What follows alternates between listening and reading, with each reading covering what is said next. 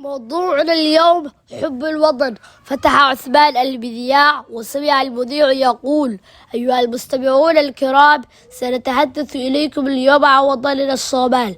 الصومال تمتاز بجمال طبيعة أرضها ووفرة خيراتها، فإذا نظرنا إلى سطحها استمتعنا برؤية مناطق ساحلية وسلسلة من الجبال وأودية زراعية. فأرضنا المباركة تجود بكل أصناف الفواكه والحبوب، وكذلك الثروة الحيوانية كالإبل والأبقار والأغنام، كما تتمتع بحارها الواسعة بثورة سمكية هائلة، ويتوافر في باطنها البترول والمعادن المختلفة. واختتم المذيع حديثه قائلا: هذه بلاد الصومال التي نحبها ونفتخر بها، كيف لا، وهي موطن آبائنا وأجدادنا. فيها نشأنا فشربنا من مائها واستنشقنا هواءها واستفدنا من خيراتها، وضحى آباؤنا من أجل حريتها ووحدتها.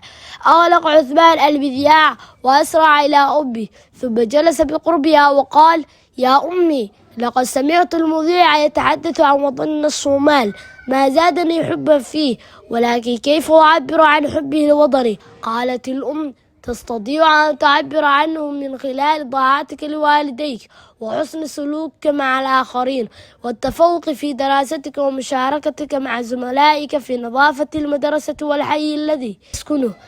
قال عثمان: يا أمي، سأكون أهلا لمحبة وطني إن شاء الله. خرج عثمان وجمع زملائه في الحي وأقنعهم بتنظيف حي، فاستجابوا له.